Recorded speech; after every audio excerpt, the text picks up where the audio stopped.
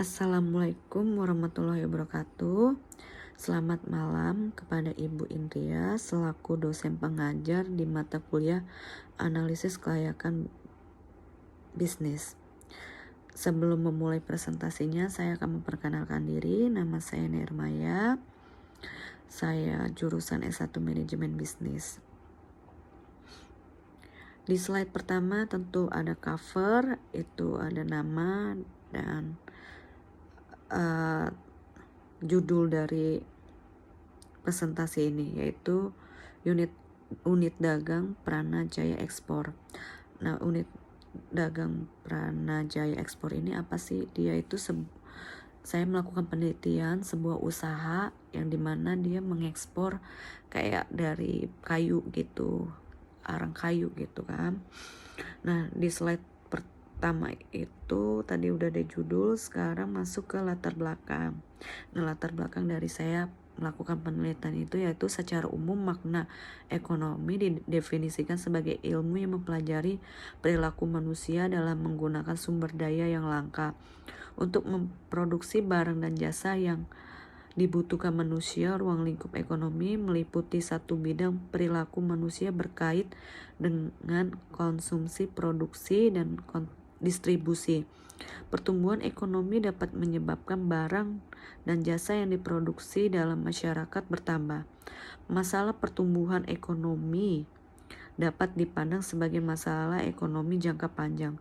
Proses industri harus dipandang sebagai suatu perbaikan terus-menerus atau continue improvement yang dimulai dari sederet siklus sejak adanya ide-ide untuk menghasilkan suatu produk, pengembangan produk, proses produksi sampai distribusi kepada pelanggan. Next slide-nya ada tentang tujuan penelitian.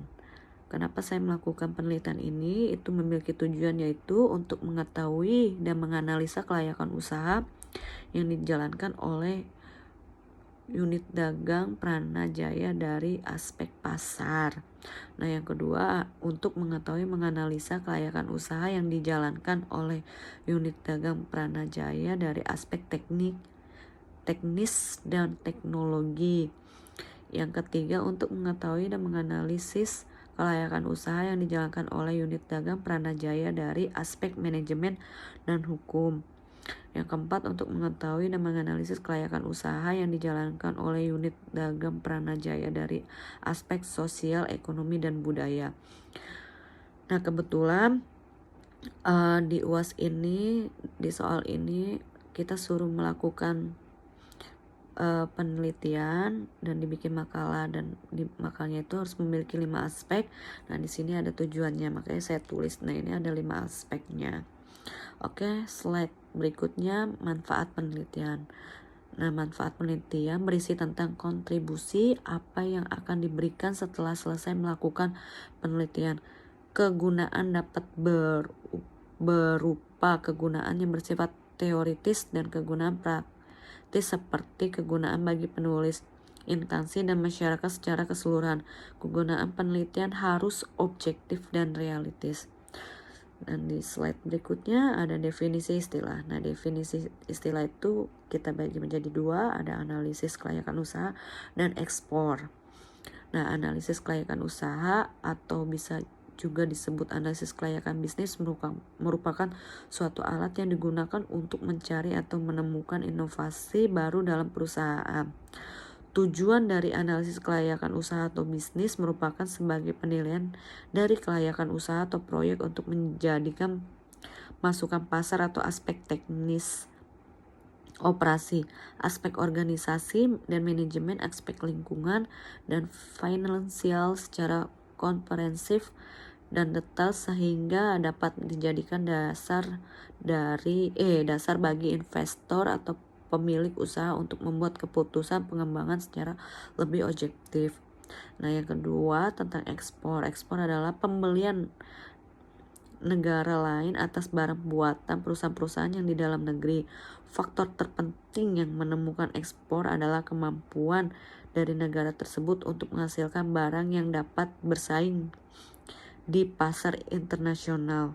Jadi ekspor merupakan kegiatan mengeluarkan barang dari jasa yang diproduksi dalam negeri dijual ke negara lain secara legal.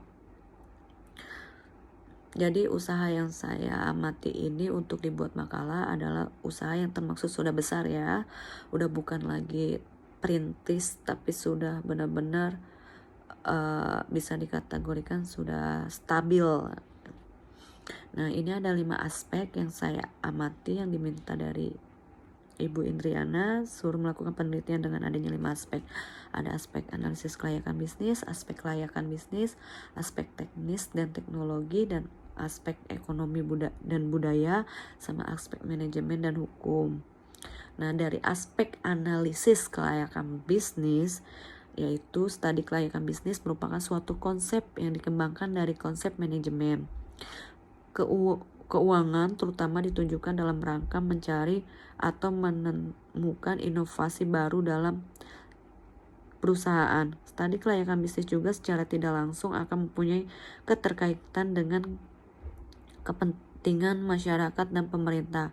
Pemerintah perlu mengetahui studi kelayakan bisnis, terutama untuk melihat dampak dari adanya usaha tersebut bagi kehidupan dan pertumbuhan ekonomi masyarakat berhubungan dengan penyerapan tenaga kerja, pertumbuhan ekonomi, dan penerimaan pajak, baik yang berasal dari pajak tambahan nilai dan produk yang dihasilkan dari usaha ataupun pajak penghasilan.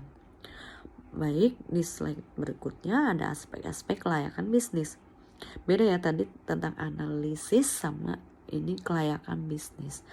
Aspek kelayakan bisnis yaitu aspek pasar. Pentingnya pasar dalam Islam tidak terlepas dari fungsi pasar sebagai wadah bagi keberlangsungannya kegiatan jual beli.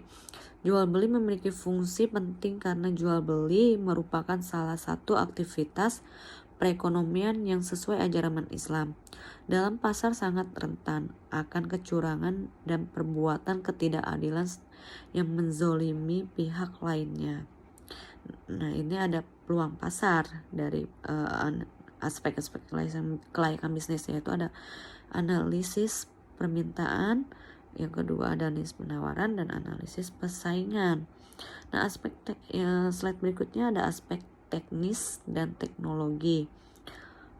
Hal yang perlu dikaji dalam aspek teknis dan teknologi antara lain lokasi bisnisnya, pemilihan teknologinya atau mesinnya, atau penentuan layout dan penentuan skala kapasitas produksi. Antara lain sebagai berikut: ada pemilihan lokasi, ada pemilihan teknologi dan mesin, dan penentuan layoutnya.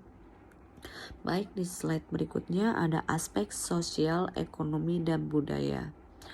Aspek sosial, ekonomi, dan budaya mengkaji tentang dampaknya keberadaan proyek terhadap kehidupan masyarakat, terutama masyarakat setempat, baik dari sisi sosial, ekonomi, dan budaya.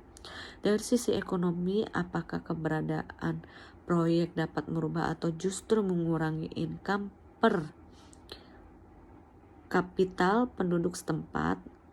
Dari sisi sosial, apakah proyek tersebut wilayah setempat menjadi semakin ramai, lalu lintas semakin lancar, adanya jalur komunikasi, penerangan listrik, dan lainnya sebagainya. Sementara itu dari aspek budaya, apakah dengan adanya proyek tersebut menjadi pergeseran perilaku masyarakat dari adat kebiasaan? Perlu diingat bahwa budaya masyarakat sangat lama dan sulit dirubah.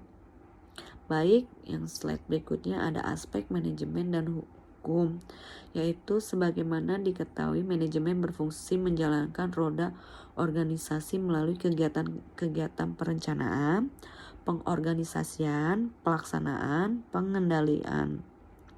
Aspek manajemen bertujuan untuk melaksanakan teknis pelaksanaan pekerja, yaitu dengan cara membuat rencana kerja. Peninjauan dari sisi yuridis penting dilakukan sebelum proyek terlanjur diperhatikan oleh pihak-pihak yang berwajib, karena dianggap beroperasi secara ilegal atau menghadapi protes masyarakat yang menganggap bahwa proyek yang dibangun dianggap melanggar norma kemasyarakatan. Baik, itulah aspek-aspek yang sudah saya ringkas setelah saya riset tentang usaha yang sudah saya tulis makalanya. Sekian dan terima kasih. Selamat malam.